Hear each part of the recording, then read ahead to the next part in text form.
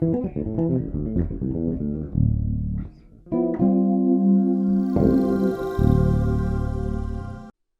this is Joe Hubbard, and welcome to Advanced Bass. This particular lesson is on groove follow-ups, so with that in mind, grab your bass and let's get started. A strategy is best defined as doing the right thing, while understanding tactics are doing things right. Where does strategy end and tactics begin? Well, the dividing line that separates strategy and tactics is performance. In other words, strategy stops in the practice room and tactics begin on the bandstand. A great tactic to employ in your bass lines are follow-ups. Typically, a follow-up is based on setting up a musical question as your first phrase, let's say in bar 1, and then responding with an appropriate musical answer in bar 2. Understanding lines is a great asset to employing these follow-up ideas, allowing you to start thinking in complete musical sentences. As bass players, we're often so caught up by learning what our functional role is, we often forget about including all of the components of music in what we play. The synergy of utilizing melody, rhythm, harmony, counterpoint, and form in everything that you play is extremely powerful and liberating at the same time. Oh, I can hear some of you asking, isn't this the kind of stuff that's only useful when playing a solo?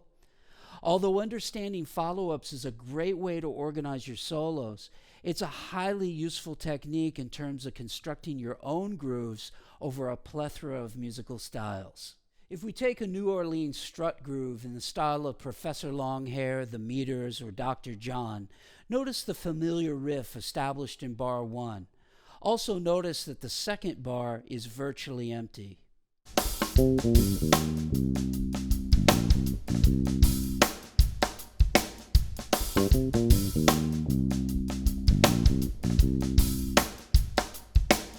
In the next example, notice how I use a follow-up tactic in bar 2, adding notes to beats 2 and 3.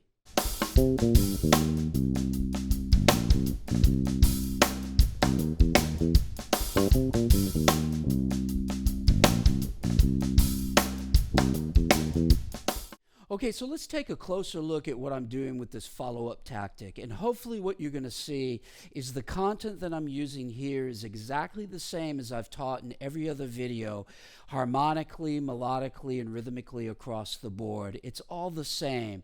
There's no reason to differentiate what we do just because we're applying something to a commercial groove versus a solo. The actual content remains the exact same. A lot of times what this leads to is people compartmentalizing these things to where they think their groove playing is one way of playing and then their soloing is another way of playing. Now there's certain stylistic and characteristic things that you're going to obviously do that are different, but the actual content, the melody, the harmony, the rhythm, and all the components like chromatic approach notes, scale passing tones, diatonic approach notes, et al. Is going to be the same. So what I'm using in this follow-up on bar 2 of that really familiar New Orleans strut groove that we've established in the first bar is by adding some notes into the second and the third beat. So on the second beat, I'm using that 16th note, pick up on the 4th 16th note of beat 2, which is the root, going into beat 3 where I'm using a chromatic approach below into the third, and then I'm just repeating that. So I've got 1, 2, and that's a nice little lift to that groove. Doesn't add too many notes, but just kind of gives you that little sort of question and answer to that original phrase. Now, what I really want to do is give a shout out to my good friend Elio Martina from the Netherlands, who's developed this great thing called the bass mute. And the bass mute basically mutes the sound, so you can kind of hear that I've got this muted sound. If I take this off, there's my open sound, and then I put this on, and then I mute that. And it gives you that sort of dampening thing where you don't have to use your palm. A lot of things about the palm mute technique is that, it's very effective, but you're limited technically to what you can do with it. With this, I was always looking for something like this that worked, and Elio is the first guy that's made something that works like this, to where I can switch it on and off while I play. So I don't have to stuff my bridge with foam. I can just use this, and it's very effective.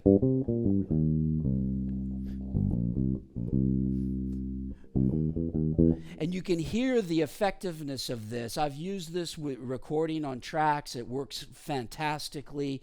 And the idea is that, look into this. It's called the Bass Mute. It's by Elio Martina.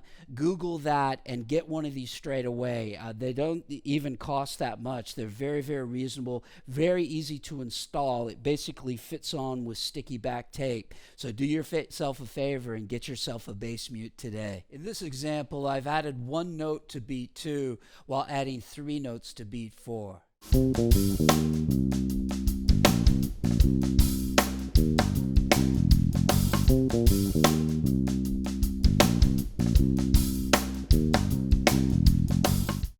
Okay, in the next example, basically what I'm doing is I'm adding some notes to the second beat and also the 4th beat.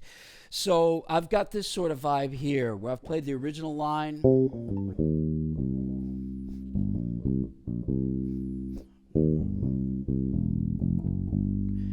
And that adds a nice little thing, gives it a nice lift. There's still a little space at the beginning of that second beat of bar 2. Again.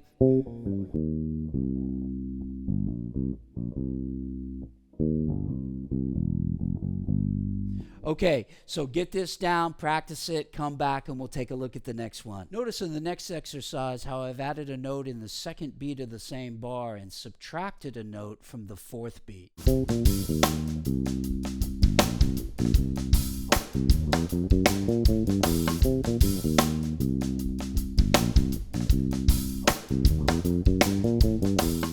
Okay, the next follow-up was filling in a little bit more of the space gradually as we go along. And what we've got here is a nice blues lick that fits nicely over a dominant 7th chord. We start off on the root, go to the chromatic approach from below the 3rd, double chromatic below the 5, and then we go to the flat 7. From there, we do a scale passing tone down to the 5, and then resolve to the 3rd. So it's like 1, 2, 1, 2. Putting it together with the line.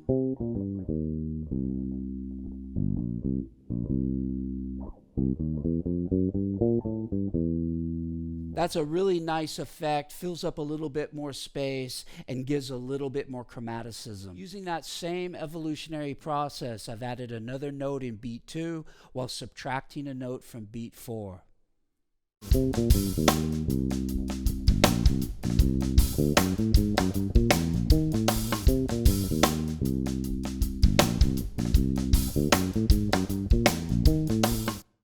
Okay, so the next follow-up is a really cool Slinky line that has a really nice sort of jazzy, sort of New Orleans-y feel about it.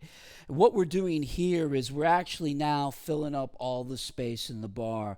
So I've got this idea where I'm playing this chromatic approach note combination targeting the 5th. So I go chromatic from below, double above, then back below again, and then into the 5. Okay, then from the 5, what I'm playing is I'm playing 5, flat 7, 3, flat 7, and then sharp 9 and tension 13. And that's a really cool bluesy sound, very slinky kind of sounding line. And I think on the example, I play a little pickup that goes into that, which is just kind of a muted open string, you know, so that sort of idea. So when I come in from the original New Orleans strut groove, it goes like this.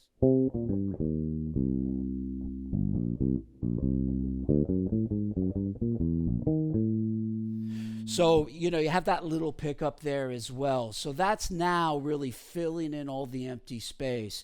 What we've done is we've kind of taken it from almost a virtually empty bar after that New Orleans strut line established in bar 1, and then gradually kind of filling it as we go. Now you try it. In this next example, notice how I've linked all 4 follow-ups one after the other.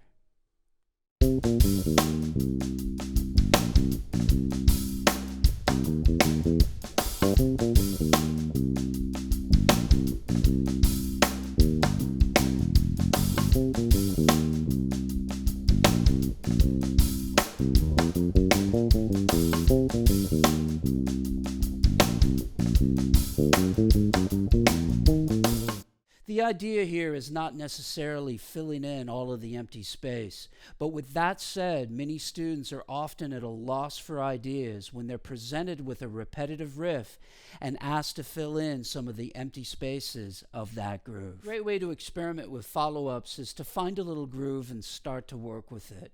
For example, take that motif from the New Orleans strut and in the context of a certain tempo or groove, try to play with it and see if you can come up with a musical follow-up. You might want to start with phrases that rhythmically fill the whole bar or systematically subtract notes so that the rhythm is varied and you're able to utilize some of the negative space between your lines. As a discipline, start to work on these exercises in all keys. You'll find that as you practice thinking in this way, these ideas will eventually weave their way into your playing. Don't forget to check out my online courses and my new book called 50 Essential Jazz Funk Lines, available now at joehubbardbass.com. So until next time, practice smart, work hard, and play creatively.